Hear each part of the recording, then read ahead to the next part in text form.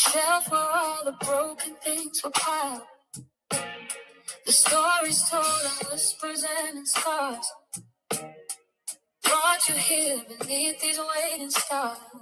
Not for a fix or just to soothe the ache, but for the chance that something new could break. So let the silence hold you like a seam where every thread of hope begins to gleam. This is the in-between. Welcome to the butterfly room, where healing's not an end, it is a tune. You learn to hum in gentle afternoons. Transformation blooms from a cocoon of questions. You'll be led to see the colors waiting in the thread. Welcome to the butterfly room. We'll hold the lens up to the hidden part, the dormant art that's beating in your heart. We'll map the change, the subtle, steady turn, the lessons that the aftermath can learn. Not to erase the lines that make your man, but to unfold the wings and cross the gap and watch the old shell fragile drift away, making space for the new light of day. In this alchemical space,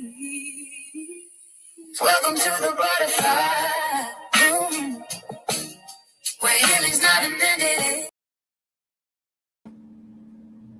That's right. We've got the butterfly room where we've got all kinds of amazing things going on and amazing conversations. And today will be no different. We're going to have an amazing class. And all along those lines, so I'm going to bring in Miss Toya. And I'm still working on getting in Madam Butterfly's theme as well. But I'll bring in Miss Toya and have her do her thing. And then hopefully either at the beginning or the end, we'll get Madam Butterfly and her theme song going as well. But I'm going to step aside because y'all have got a lesson. But I will be back and all along those lines. But it's a great show. And of course, folks learned a lot here on this particular show.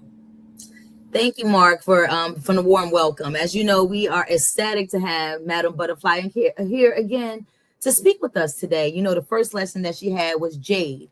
And, you know, as an educator and also having a psych minor and working in early childhood education, she has a lot to offer to this platform. And one of the things that we do speak about in the Butterfly Room is healing. And that's basically what this is. Everyone here has had an opportunity to live, you know, based on what decade you're in your life.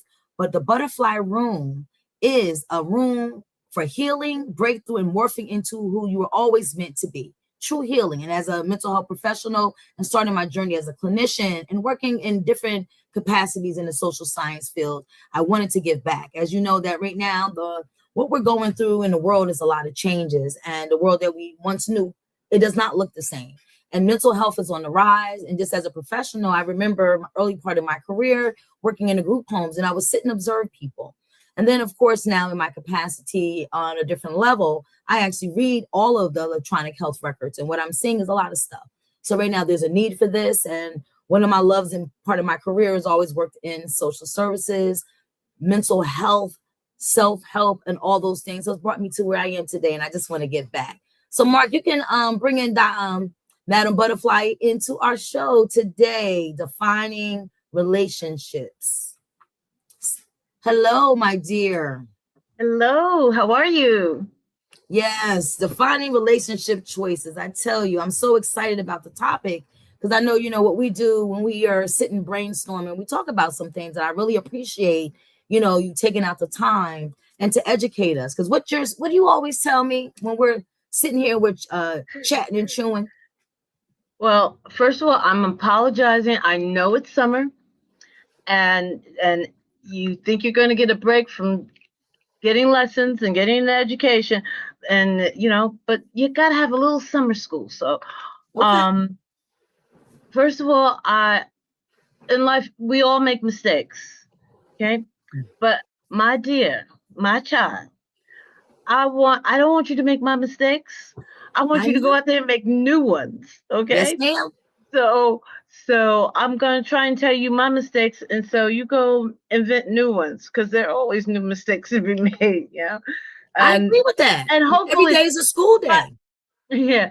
So hopefully, by my sharing with you, you can see the pitfalls before you step in them, and at Mm. least maybe be able to sidestep them. And that's one of the things for today. We all want to get into a relationship of some Mhm. kind. Um, I was thinking about this the other day. Either you want to be in a love relationship or you don't, Mhm. or you want to be in a friend relationship. What are they calling it? A romance, Situationship. or Situationship. situationship. Mhm. Um, you know, uh, or girlmanship, or just whatever. Yeah, But because people have to all date the according to their capacity.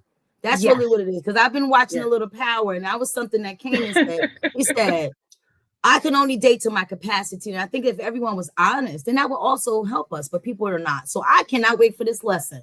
Where's Mark at? I know he has some stuff to do. Our producer. Hey, Well, producer. Anything like that, well, but I'm going to bring up the lesson. But before I bring up the lesson, well, she did want this song. I thought we'd have a moment of having Madam Butterfly's theme song as well. So this is her theme song. So let's check it out. oh.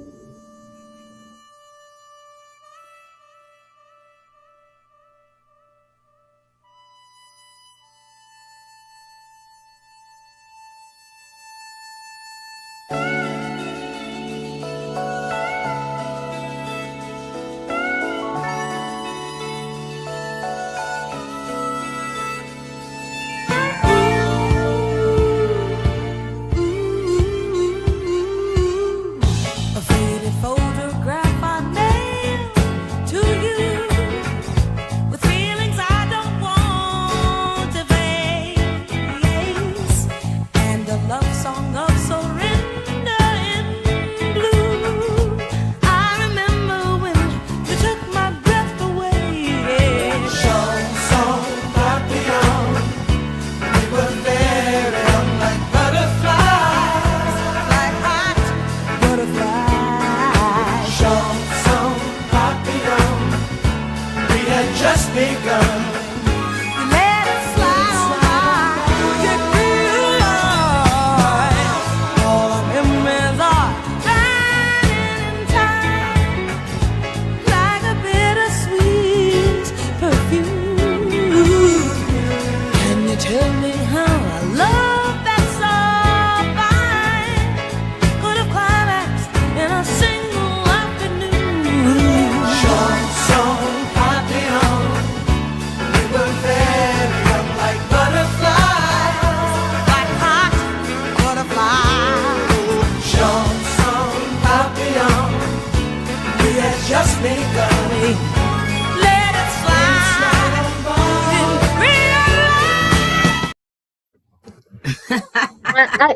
on Wow. I'm one that listens to the words, and if you listen to the words of that song, it's chanson is sing in French, and papillon is French for butterfly. Mhm. But if you think of a butterfly, when you see it, it's there for a hot minute and it's gone, and that's basically the lyrics of that song. And Mm. and she's talking about a romance.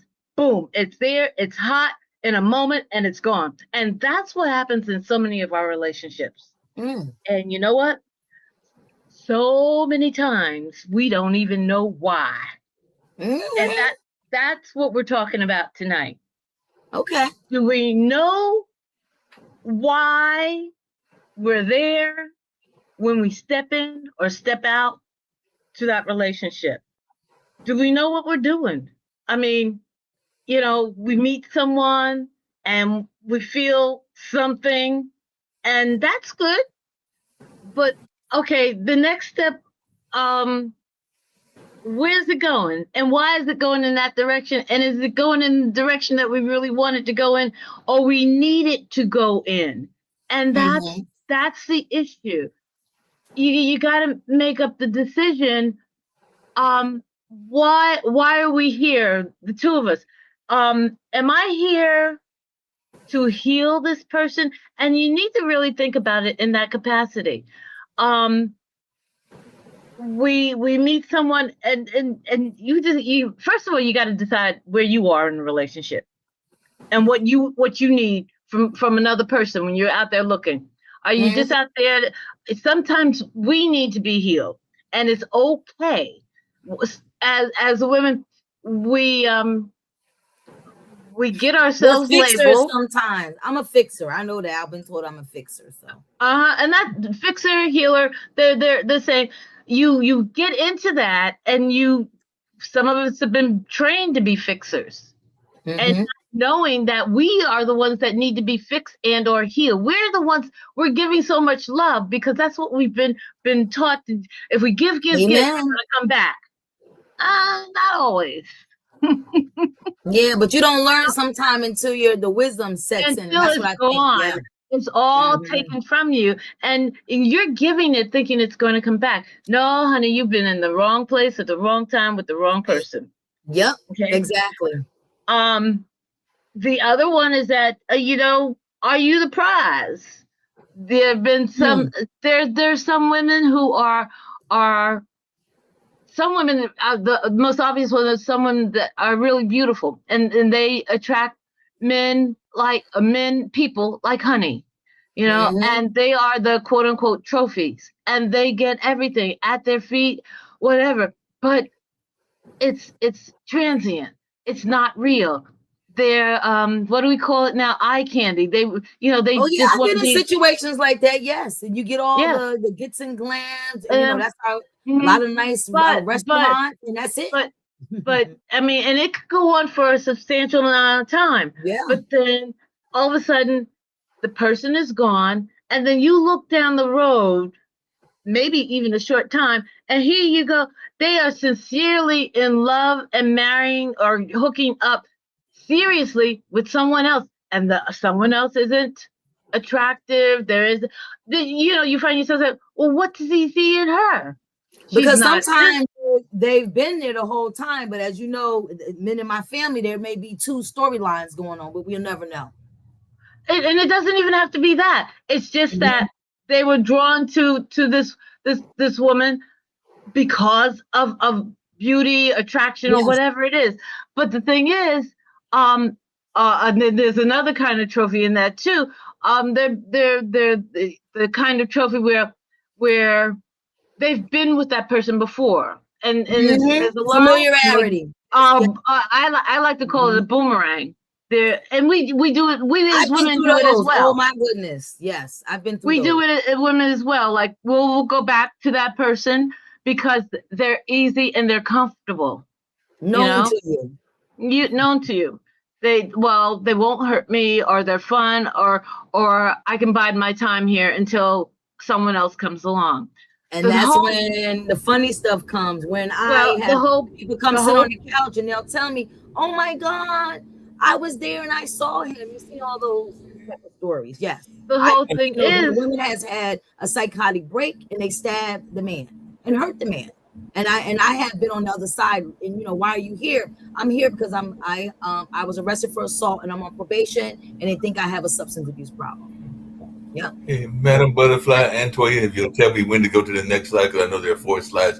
Let me know that just by telling me next slide or whatever like that. Sure. But the question that I have for you really quickly is, I also know, because I've mentioned it on a couple of shows, including Toya's show in the past, and definitely on shows like even Dr. Diamond's show, sometimes it's not even the trophy for the individual, whether it's the man or the woman and everything like that, because I know that I have been involved in relationships where it's like you are the trophy for the organization and everything like that. Because then the organizations I talk about is like churches and stuff like that. Because I know that I've been into churches and the women were very active in the church, and the church members were automatically trying to predict that you were going to be that person's spouse and that you were going to be heavily involved in the church. You hadn't even decided that you liked the person. Arranged marriages. That's what that sounds like. Yeah. Oh, but you're a trophy in that sense, Oh well, they just look wonderful together. Don't you should almost matchmaking.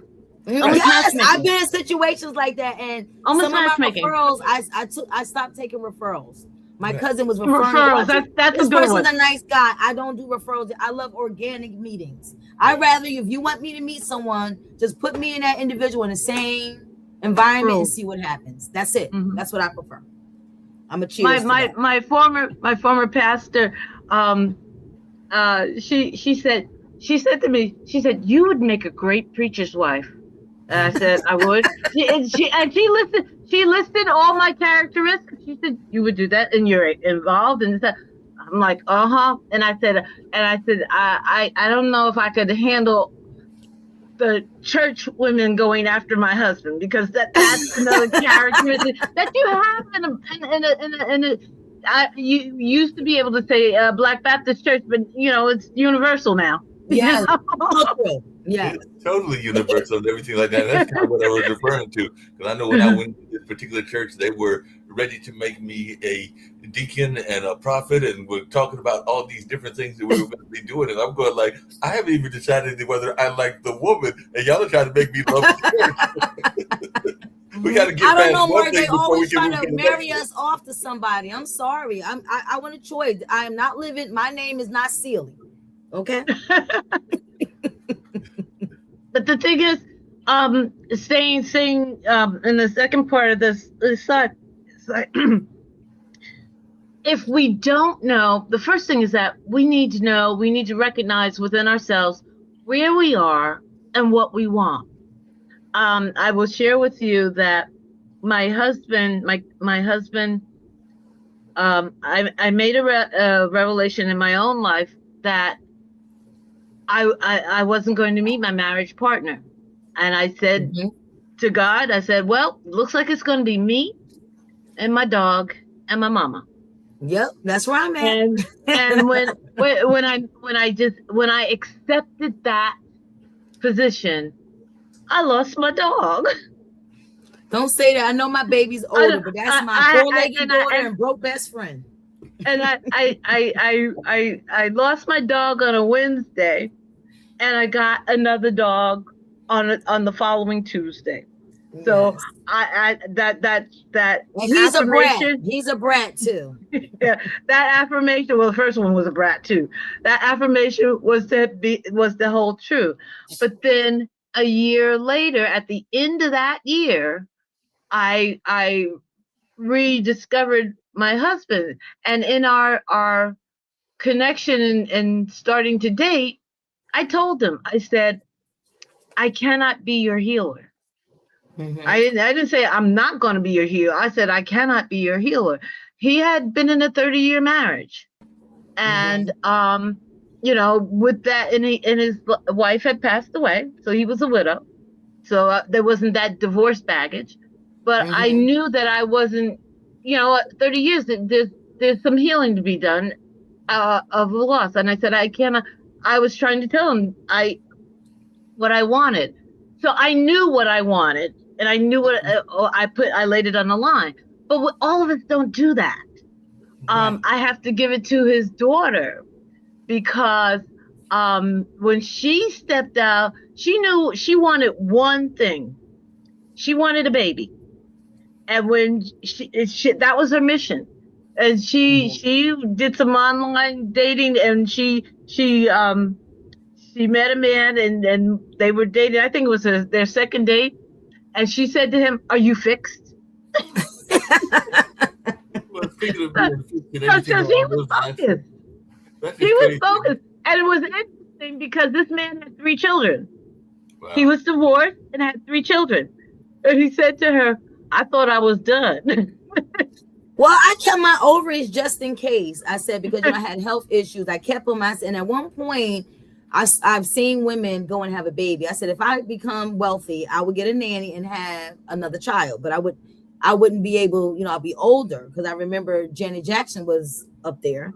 Tiny T.I.'s wife was up there. I said, but you know what? I have my son. So now I'm focused on grandbabies. So the legacy of my mother could continue. So I'm the only one. It's only my son. So again, there's options. So I left it just in case. I'm like, listen, when someone said I might need to date an older person, I said, I like older guys, but you never know. Whatever's in my in her steps that are 50s ordered. when she had But her the whole baby. thing is that I knew, you knew, she knew what she Mhm. wanted, where she was at the time. And that's the most important part. Know who you are, what you want, and then you can go forth. There are those women, and I know if you, I'm not getting married. I don't want any children. I just Yes. want somebody to play with, and And that's then good. there's some women I've noticed. One girl I know, I'm just gonna say she had the wedding and then they were divorced within a year. It was annulled because she wanted the wedding. And she said, I told him I didn't want kids. And that really hurt me because I was involved in a conversation. She said he wanted the kids, but I knew I was going to change his mind. I feel that it's disrespectful.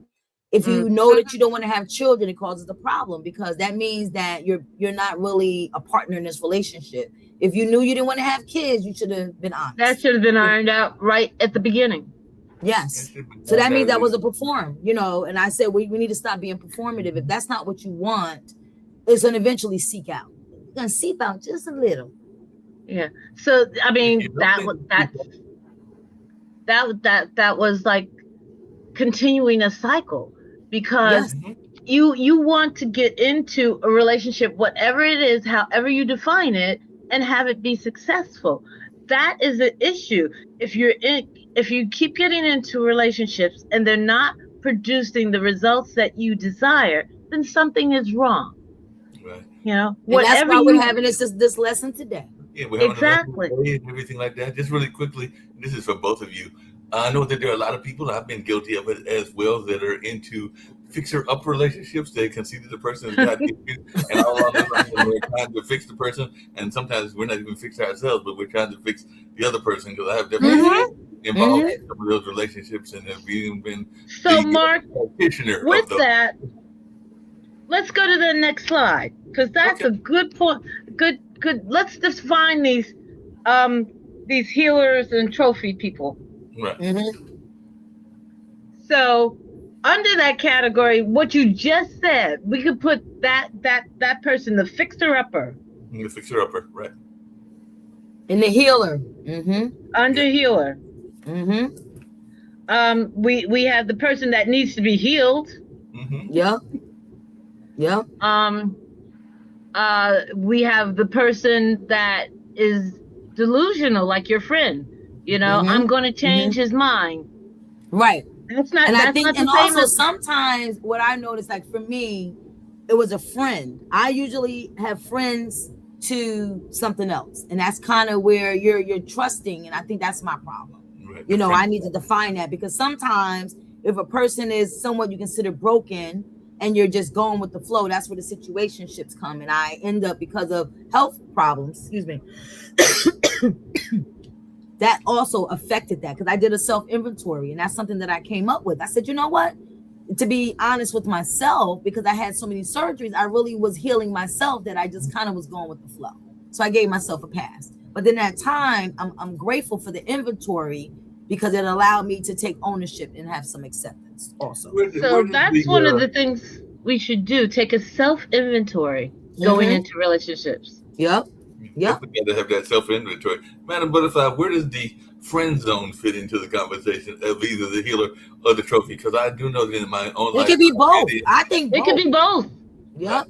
But you have to determine and declare. If you decide, you have to declare what you want. If you say, I don't want marriage, I don't want sex, I just want somebody that I can hang out with, go out with, show up to fancy dinners and balls and I play. had a friend like that. No sex. Yeah. Yes. I had a friend like that too. I knew that I could call. You get invited to weddings, you get invited to formal affairs. I needed a guy that would dress to the nines, could dance, hang out. And I was a foodie. I used to be a look good. foodie. What? Yeah. And you know what? Pick me up and bring me back home, was safe, wouldn't hit on me, nothing, and have a ball and would behave with all sorts of people. But then there's a question then. So then my question was, and I don't ever want to say this, where is that person on both sides, both teams? And I used to think like that. is this person, and it's okay, just be honest. But a lot of people, What do you mean on I both think teams? that they are bisexual, or now the kids would say fluid. I used to think that, why wouldn't a person want to be with me? Or is it because they have other sides to them they don't want me to know about? No, you can be friends with somebody No, of the that opposite person. gender. No, That I'm person- just saying, no, you're not hearing me. I think that they were unsure what their orientation was. Did they want to be with a female or a male? Why would they have to be like that? They could have the same goals as myself. Mhm. They don't want to hook up. They don't want to. They just want that friend, that be in that friend zone. They don't want the But commitment. and you know what? And I'm gonna say something. There was a movie. I think it was on. I think Tyler Perry, but it was called Finding Joy. So what happened in Joy? Joy was a fashion designer, and she was dating a white guy. Well, at least she Yes. thought she was, and she was invited to, I think, Colorado, and he was saying, "Oh yeah, I want you to be my best woman." You get it? They were around each other. The friends thought something was wrong with him, but he was actually dating someone else, and she was unaware. So Finding Joy, that was a very good movie. So that was something in there where she was oblivious. So for the listeners, go watch that movie Finding Joy. We're gonna circle back on that. I think everyone watch it. It's a very good movie, because here she was a healer / friend, but however she looked as though she was a trophy. But she had to find somebody. But I'm not gonna tell the whole movie. Don't tell the whole movie, but I do know that is a stereotype, that people think that you can't be friends with the opposite gender, or that there's got to be something wrong with you if you are friends like that. And I do know there are some people that are, because I've got friends that do this, that will go out with men that are gay, and because they feel that those men won't necessarily be trying to hit on them, and won't be trying to hit on the crowd that they are in and everything. So there are women that do that, but I don't think that that's the case for everybody, because there are men that just like having friendships with women, and there's I've got a couple of friends that are women that I'm friends with, and not all of them do I have sexual interest in. There might be a couple of them that I might have crushes or interest in, but some of them I'm just good friends with them, and I don't know that we'll ever have any of that interest. Yes. So that's my point. I have a god brother that's like that, and everyone said I said no. I said we're very close. He has dated my friends, and I was there. We were, it's a friend zone, and women can have friends like that. And I like that. I could always ask questions, even though he introduced me to some of his friends, and throughout years, high school and college, I dated, went on some dates. But that's part of growing up. But when you become an adult, I think that my concern is, out of respect for you and for myself, just be honest. I think that, like I said, I've counseled folks who came in, they were victims of violence, or they actually were the aggressor. And sometimes those conversations would have led to not being seen. So that's why I like, to talk about this, because now if we're speaking to people, if you're trying to do a self-inventory, now you know what the hot zone is. And sometimes the hot zone, the man can tell you know what, you just upset me. And if you're upset, then that means that, it's like oil and water. But, I don't want to go into that. But that's another topic. That's another topic. Speaking on another topic, but it is falling into this slide presentation that y'all are doing. I know that I think it was NPR earlier today, and definitely even here on Pod TV, it's come up in conversation. And I'd love to hear your thoughts about it, Butterfly, but yours as well, Toya, since it is your show and everything like that. But there is this notion that a lot of young people, like I said, I've got nephews, the oldest is getting to go to college, but they are, for whatever reasons, choosing not to be sexually involved. They're choosing not to be in relationships. Some of it might be because of work and other things, but they are aggressively choosing not to be involved in. Part of it may be because they're afraid of where the world is going, because we all know yes, these children are very aware of crazy climate. But I have heard that there is almost like a deep freeze, for lack of a better term, among some of our people. They're not trying to be sexually involved at all. They might be doing some online flirting, but in a lot of cases, they're like, I don't want to have nothing to, and this is both men and women, I want to have anything to do with sex. I'm focused on my life, and I'm focused on what's going on. So I just wanted your take on this, because this seems to be a new trend where a lot of young people are like not really trying to hook up like they used to do back in the day. So abstinence. No. So you basically abstinence. There's just real love. Yep.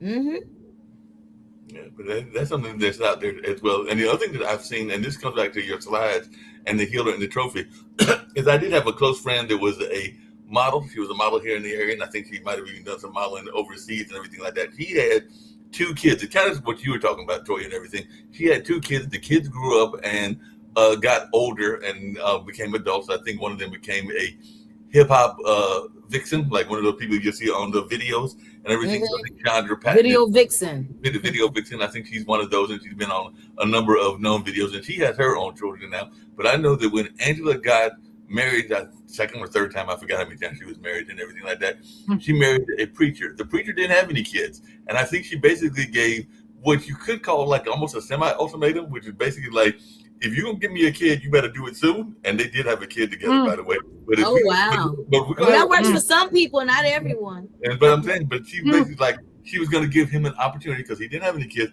to get a kid that they shared, not just the stepkids, but a kid that they shared. And his, hers, and ours. People want the hours.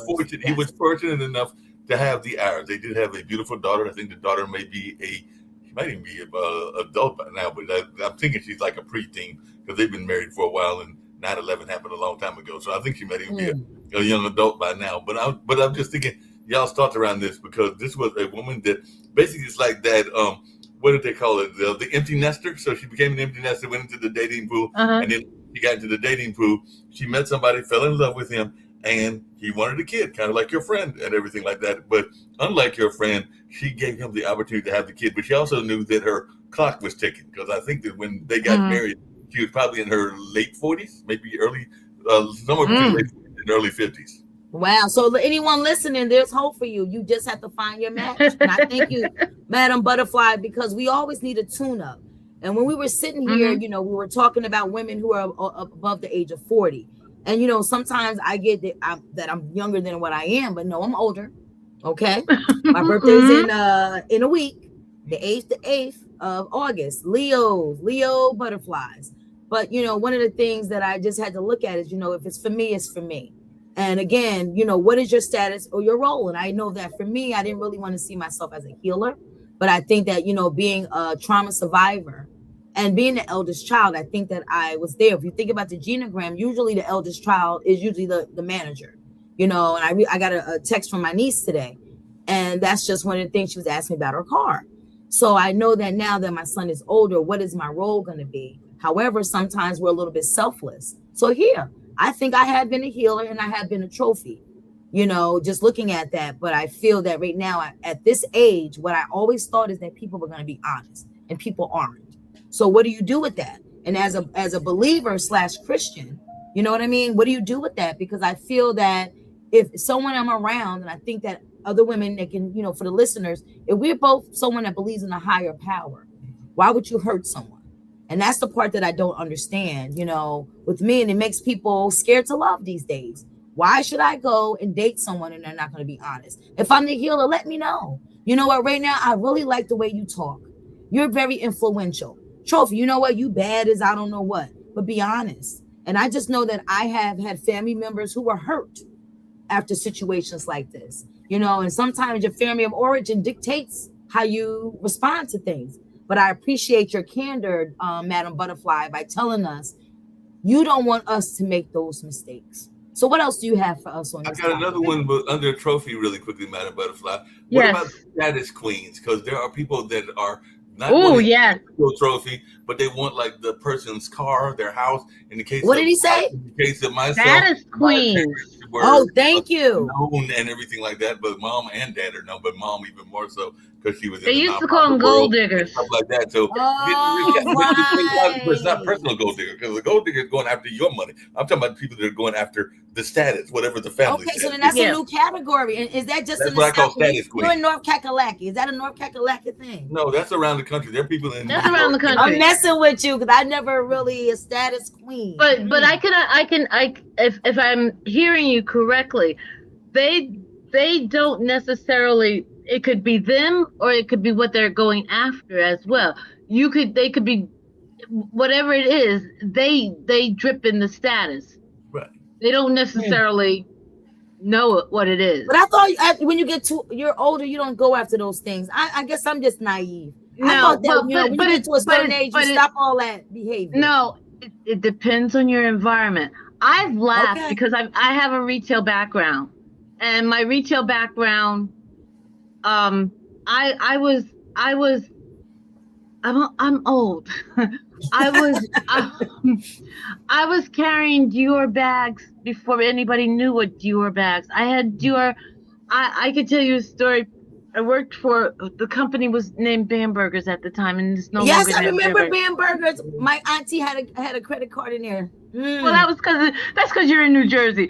But I worked for them, and one night I left, and I put my Dior bag on the top of my car to put things in my car, and then I drove off, and the bag was on the car. Well, I got everything back, but my Dior bag. But I Wait a minute. They gave you a Ziploc with all the internal, and they didn't give you your bag back. and they put the stuff in the mail, and they got back to me, right? So, but. Wow. But I look back on it now and I laugh because I didn't mind because I had another one, you know? And I said, well, somebody who knew what the bag was, but there were people who were around me who really didn't know what it was. I had to educate a number of people. I laugh at people now who talk about Coach bags. And I'm like, you couldn't catch me with a Coach bag. But for some people, that's status. You have to know what things are. I remember walking into a place and I have a Fendi bag and Fendi shoes, and someone looked at me like My I was mom bought crazy. me a Fendi watch when I graduated, and I didn't understand, and I still had this Fendi watch. My first Gucci used in 10th grade was hers. So you understand, she loved Anya. Remember Anya? Mm-hmm.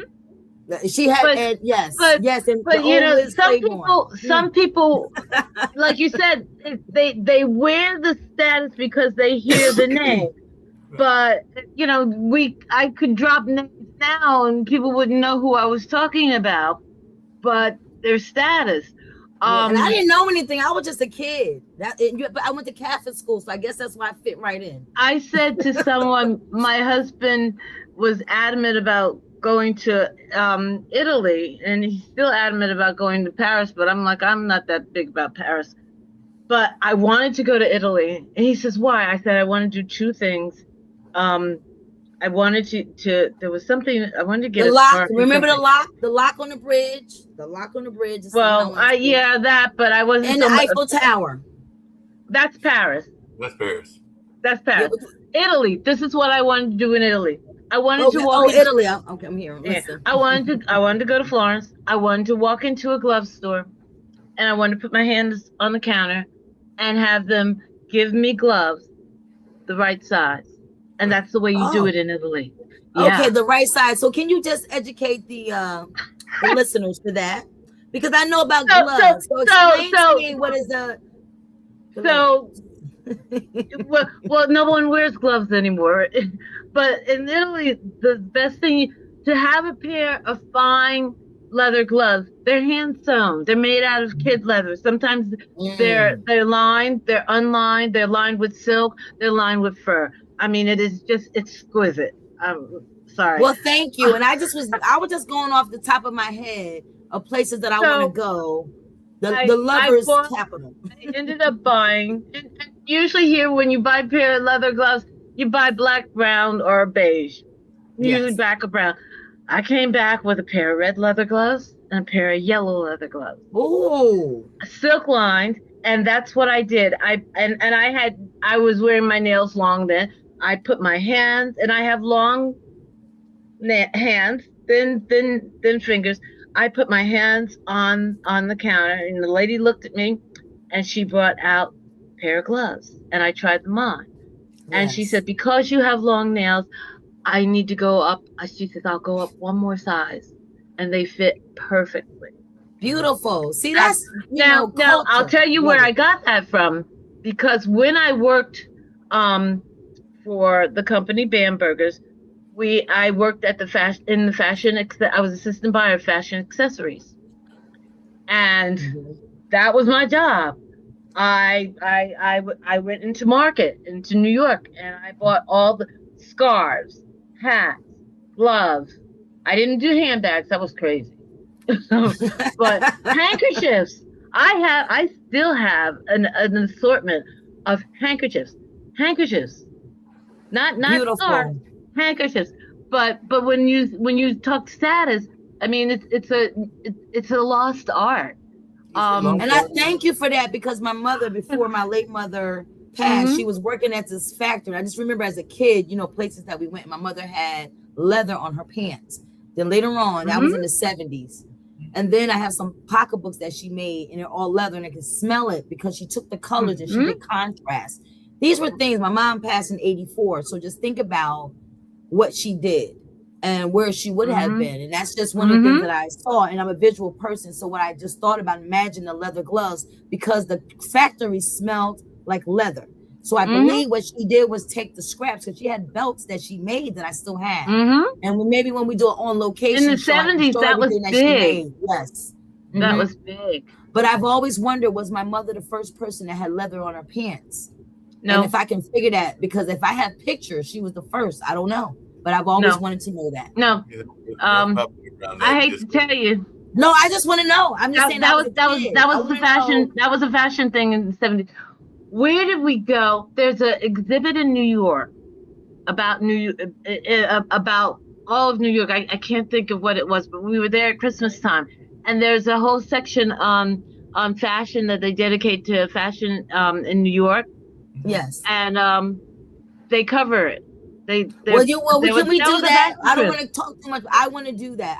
I wouldn't mind being on location, videoing this museum, because these are holes in my story, and I always know that's why I love clothes and I like to layer, and that's why I have fun. And just watching different shows about someone being a stylist, and that also goes with the trophy of someone. Remember, we had a question. You said to me, if a man says you're high maintenance, that just popped up in my head. Remember you mentioned that? Yes. If someone says, if the person is high maintenance, run or something like that, and that goes into understanding your status and role. And that just popped up into my head because that was a lesson that we had talked about. Yeah, because a lot of people think high maintenance, they mean that the person is wanting to have their nails done and their feet done and all of the things that do with being pampered, but they are. But what if the female pays for themselves, Mark? There's nothing wrong with that as a part of your general makeup and everything, but usually when people, particularly men, are talking high maintenance, they are being I won't say forced, but they are being kind of like persuaded, for lack of a better term, to pay for it. That's what they mean when they say high maintenance. So it's like then that's going to be another conversation. We're going to have to really dive into that, because they want women to clean and everything. So if you met a woman that was all put together and she's expensing herself, and then now you want her to cook dinner and everything, now she's in a negative and you still in a positive. So we need to talk about that another time, right, Madam Butterfly? Yeah, that's a different definition of trophy. Right. Exactly. And if you say a woman is high maintenance, then where are your standards? Yeah. No, that's what I'm saying. But most of the men that I know that talk about high maintenance women, it's like they are their women are oftentimes wanting the man to spend thousands of dollars, a fortune on them. So it's kind of like that's that trophy aspect. They're asking them to pay for But it. if the woman is already a trophy in her own right, she takes care of herself. That's why we need to dive into that subject. Did she come to you like that? Right. If she came like that, then we need to have a discussion. Then you realize that's what you got to maintain. Right. You know? Maintaining it is different than high maintenance. High maintenance are those women that they don't come to you that way, and they're basically there you go. That's the definition of high maintenance. They don't come to you that way. They aspire to be that way, and they want you to pay for that way. There you go. You're right. Yeah, we need to talk about that. I think we're going to talk about that later on. But that's the definition of most of the men that I know that talk about their friends being high maintenance and everything like that. Yeah, those are buy me women. Yeah, that's what they're. Yeah. Yeah, they're buy me women. Everything. Buy me women. Yeah, totally. They're But yeah, status queens. That's a good one. No, and I think I came up with that term just because, like, I knew that my family is known here in the area because of some of their political dealings and some of the things that they have created. And so I did realize that there were some people that were approaching me or my younger brother because they thought that they were going to get some sort of status and everything like that. So that's why. Wow. Well, thank you for your candor on that, because and their name. I bet you they're name droppers too. Oh, they're totally name droppers. They will go into a meeting and be like, talk to this person or that person. But yeah, they're big time name droppers. Name droppers. Okay. So what else you have for us, Madam Butterfly? Because I know it's a Friday night, and I know folks who are listening. We've got a few minutes left. Let's flip to that next slide, and I'll tell you how I hit the songs. Kind of hit me, and I got a little giggle out of that. Yeah. So did you play one of the songs? Because I didn't look at the list. He played Papillon. Yeah. Okay, that's what I was thinking. So if you look at the songs, they have little letters after them. And when I was listening to the lyrics, I kind of gave them, I put them in theme song categories. Okay. So where you see the T, when I listened to the lyrics, I figured that they could be trophy lyrics. And if you've heard any of the lyrics, and these are kind of familiar, so the Ain't Nobody, it's kind of fast moving, and it's kind of like hit it and get it and gone kind of thing. Ooh. And the next one, I Feel For You, it's the same kind of thing.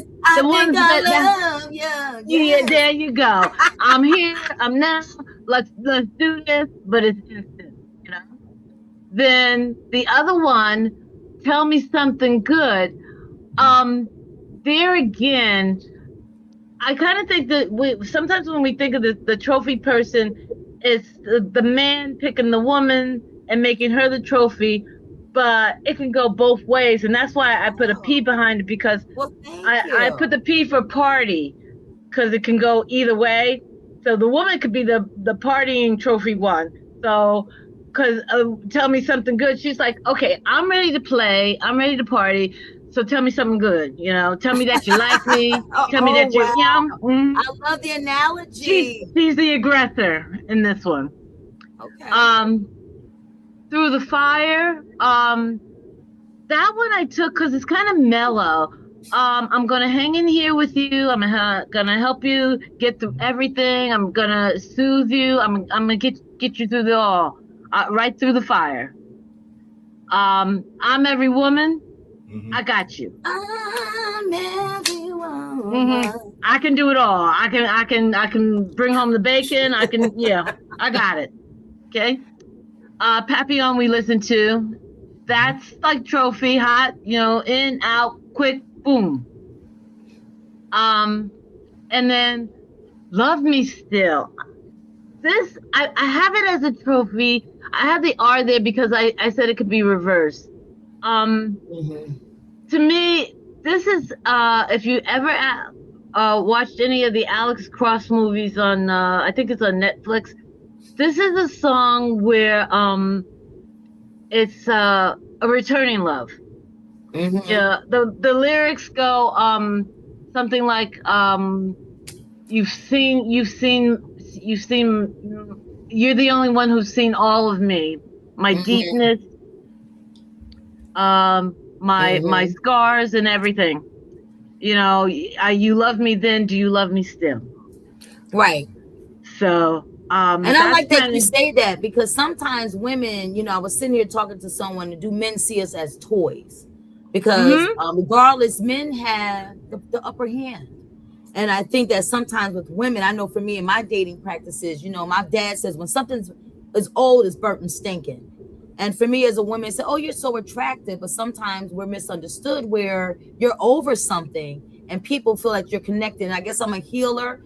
And normally what I'll do is, you know, if we're friends from the beginning, I want to maintain the friendship. But some people say you have to block folks. I said, who does that? I think that's immature.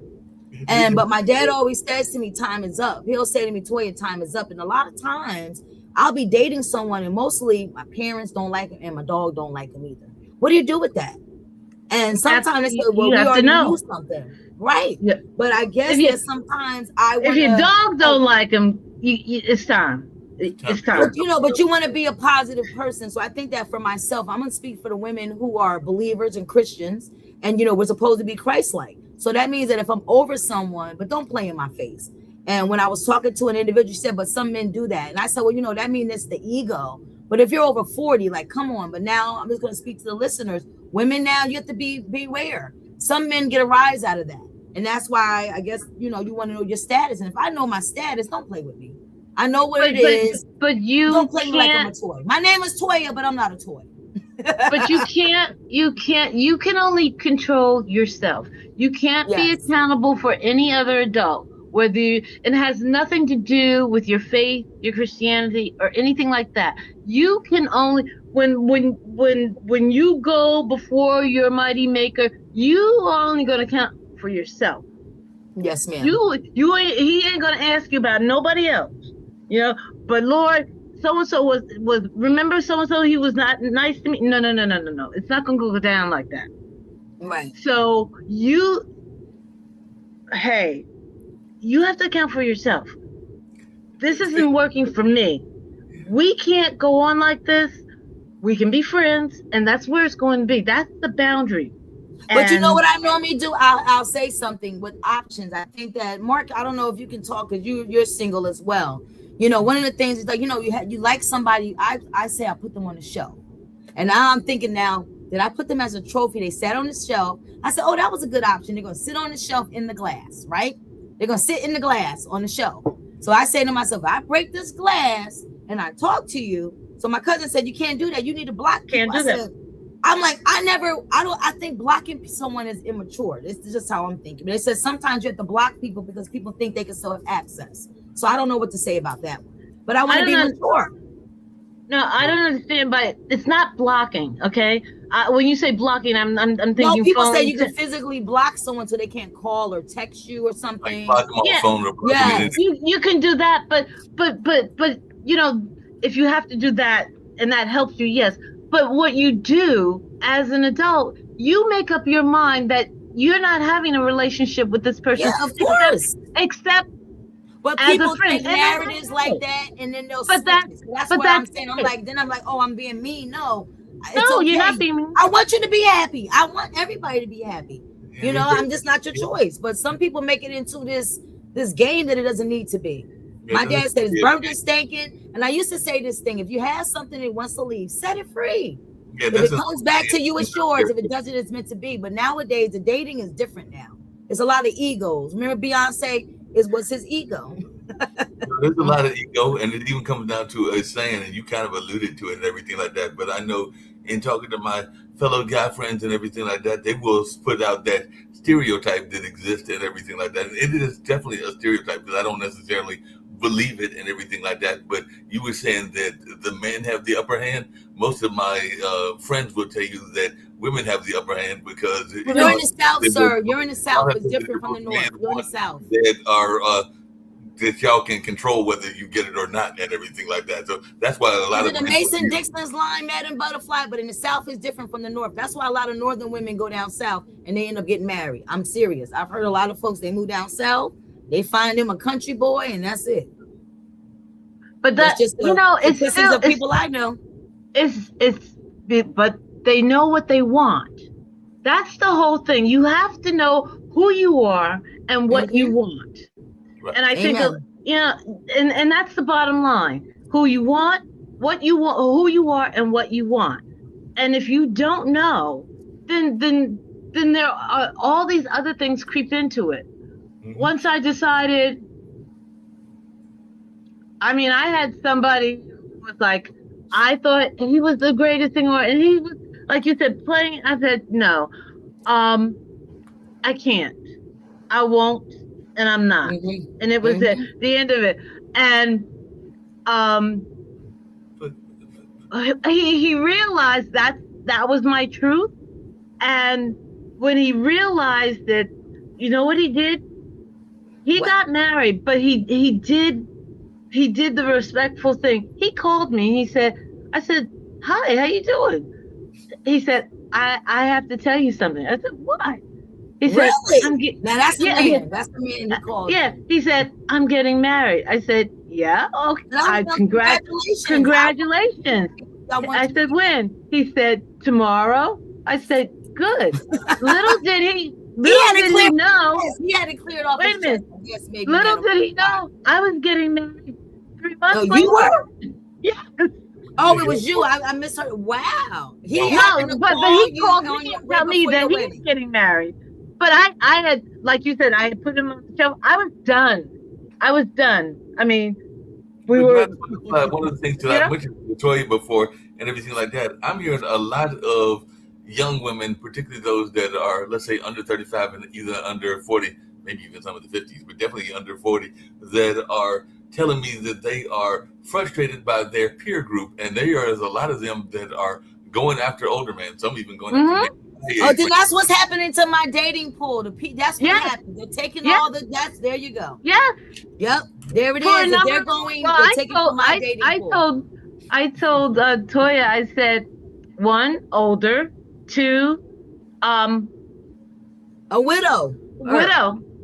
A a widow. widower. One, you don't have the only a widower. You don't have the baggage of an ex, Right. and you may have baggage of children and grandchildren. Grandchildren usually not baggage, but No, I would children. embrace that. I would embrace. I'm waiting to be a grandmother. Madam Butterfly, Yeah. you say that, but I know some widows in my life, and even some Well, yeah, I know some that too. are still. I mean, they've been gone. I know for a fact one of our founders of Pod TV, her husband been gone for 2 or 3 years, but she still is very much attached to that memory. So you say that there's no Uh-huh. package, but there are some. That was her forever love. Then So much that's how in my love with Yeah. guideline their be. That's a people forever that love. they They don't still want have anyone that else. memory baggage. So I can't say that widows don't have baggage because you might have that. Oh, You yeah. might have that memory baggage.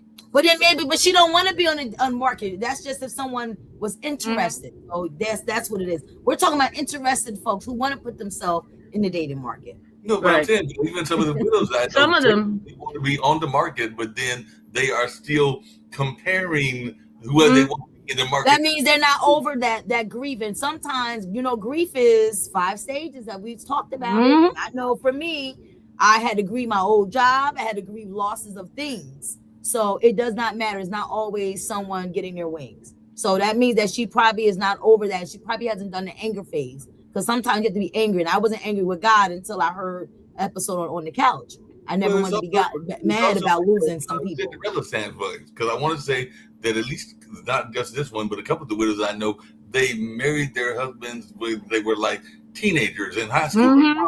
So they had their whole Mhm. Yep. life with this They don't person. know anyone else. They don't know anybody else. Yeah. So that's what I No, mean. nobody else. Right, So that's hard. That's hard. Yep, the one and only love. right. That's what I'm But saying. I'm so thankful for this conversation. And, Dr. Diamond, I know she's preparing for her event and, she'll be back. But I really want to revisit this again because right now that's what we're looking at for folks now that need healing. Just for me reading the notes and stuff in my capacity in my full-time job, and that's why Mm. today I talked about the 4 agreements. That's really what we want you guys to Yeah. work on because here this challenge is about healing. And you got Be impeccable with your word. Speak with integrity. Say only what you mean. Avoid using the word to speak against yourself, to gossip about others. Use the powers of your word in the direction of truth and love. And that's what we're speaking about. If you're ready to Hmm. be in a relationship, your word. I grew up. My father was who he was. Y'all met him. Listen to the episode. It was your word is your bond. yeah, you were your mom. That's what we spoke about. Your word Mhm. meant something.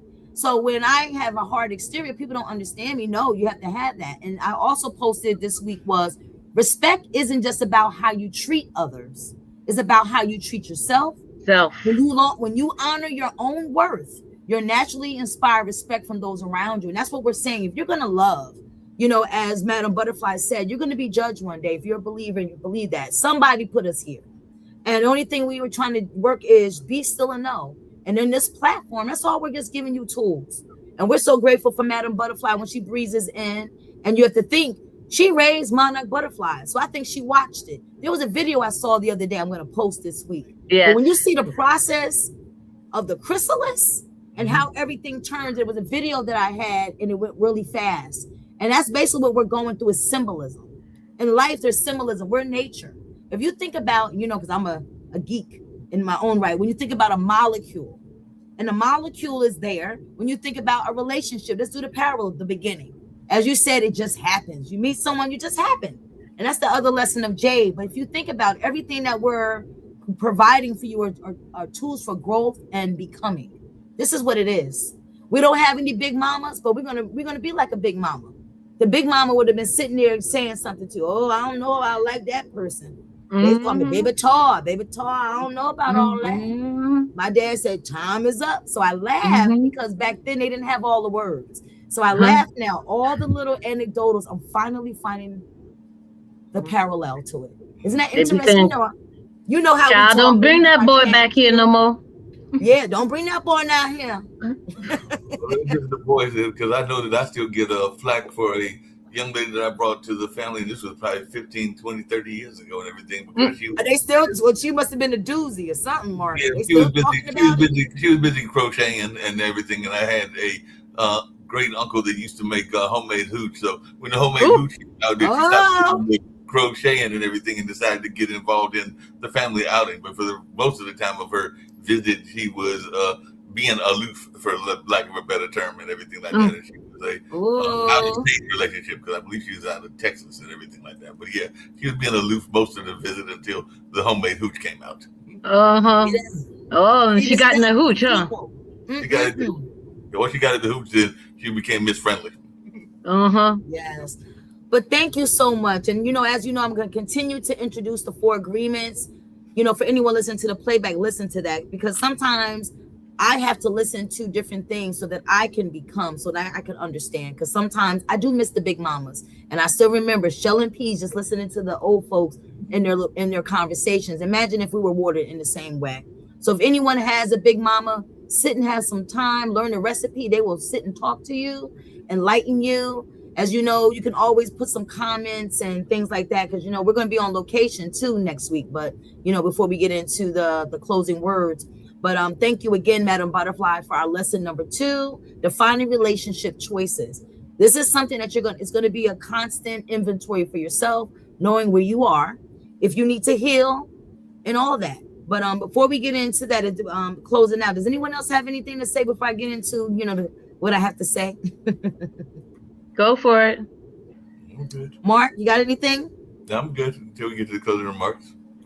Okay. So I guess go into closing remarks. Mark, you're going to be up first today.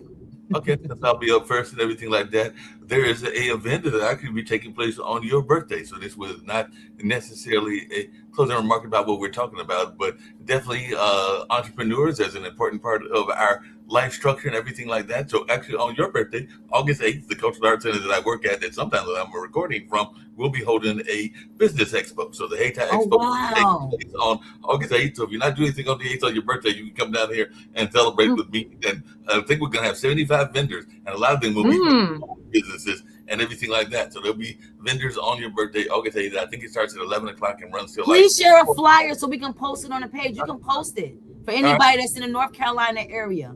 Yep, North Carolina, Virginia, because Virginia isn't that far from us, or even South Carolina. But yeah, I'll definitely post it, and anybody that's in the area that wants to check it out. It's a group that is women-owned called Cocoa Drip that is teamed up with us and everything like that. And last time I checked with them, they said they had 75 vendors. It might even be up to 80 by the time that we do the event on the 8th, a week from Saturday. And last thing but not least, definitely, I know they're in Jersey. I know here in North Carolina, it's been a little bit on the warm side. I think we were in the 90s. There were a couple of days that we were in the 100s. We've been facing droughts, even though we did have some rain not that long ago and everything like that. So if you're out and about, please protect yourself. Stay hydrated. Don't go out if it's overly hot and everything like that. So take care of ourselves, because one of the things that we talk about on this show is taking care of ourselves emotionally, but we also have to take care of ourselves physically as well. So definitely take time to do that, because I'm one of those people that believes in us being spiritually healed, emotionally healed, mentally healed, and yes, even physically healed as well. And all of that has to do with what this show is all about. So if go on the spiritual journey, which is part of what this show is about, but also if you're out and about and it's hot, be sure that you're hydrated. Yes, thank you. And Madam Butterfly, the woman of the hour, who always says she's going to sharpen us. So what you have today for your closing words on this lesson number 2, defining relationship choices? Know yourself and know what you want, and then go after it. That's all I have to say. And take your time. Don't be afraid to be alone either. Sometimes that's the best relationship you can have. Don't be afraid to be alone. Just because everybody else has a partner of some sort, don't be afraid to be alone. Take yourself to dinner. Take yourself to a movie. The solitude is enlightening. It's refreshing. There are a lot of things that you could do alone that could be a lot of fun. Go learn how to cook. Sir Latava does cooking lessons, and there's so much fun. Try it. Try doing something by yourself. Pour into yourself. Spend that time with you. And then you can really spend some time with someone else. Thank you so much for this lesson. And it's ironic that today for my Be Still and Know book, as you know, I always like to share it. It says real love for July the 31st. I'm just going to read the first paragraph. It says authenticity. It matters, doesn't it? We wonder if the gem, the handbag, the promise is real. We'll all heard the expression. If it's too good to be true, it's probably not. So we scrutinize the people and possessions in our lives, looking for authenticity. What great comfort we take in our God, the one true God. All of his promises are true. All of his gifts are good. His love is authentic, and it is ours to claim. So basically what we're saying is love was given to us. So it should not be used in inadequate ways. So here today, know yourself.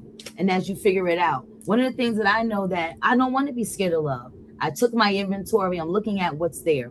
And today, this lesson is for you. So you can do the same and understand that. Continue to be a light. Stay in the light. And when you walk through this journey to become, if it's meant for you, it'll find you and it will stay. Thank you. But before I go, we have Tony McBride. Just going to put a commercial for her. The Butterfly Room will be on location next Thursday, August the 6th at Tipple and Rose present an evening with romance with author Tony McBride. She is the author of That's Lovely. For anyone that's listening, you can register to do that. It's $30. And it is going to open doors at 6 p.m. And she's going to read some passages for her book. So we would love to support her. So for anyone that's listening, please support our sister. And thank you, everyone, for coming in today. We wish you well. And guess what? It's Leo season. And even though I won't be here, my birthday's next week. And I'm just excited about opening this new chapter. And thank you again for visiting us on the Butterfly Room. As customarily, we're going to have a song. And we'll see you in 2 weeks. All right. Ta-ta. You glow different when you finally choose yourself. You glow different when you love yourself. Walk different when you know your worth. Can't nobody dim your light no more. You survive way too much hurt. Hold your head high, don't look down. You made it through what broke others. Ain't no shame in your glow up. Baby, you glow different now. I used to question everything about me. Used to let opinions control how I see me. Till I realized people only project what they secretly feel about themselves. Now I move with peace in my spirit. I don't beg for love, I attract it. I stopped shrinking myself for comfort and started living like I matter. Growth make people uncomfortable, especially when they knew to owe you. But never feel guilty for healing. You deserve every version you grow into. Every scar taught you strength. Every loss taught you wisdom. Look how far you came. Don't forget to give yourself credit. You glow different when you love yourself. Walk different when you know your worth. Can't nobody dim your light no more. You survive way too much hurt. Speak life into yourself daily. Stop apologizing for evolving. The strongest thing you ever did was keep going while life kept testing. And look at you now, still standing, still soft, still beautiful somehow. After everything that tried to break you, you still found your smile again. That's power. You are enough. You are worthy. You are healing. You are growing. And nobody can take that from you.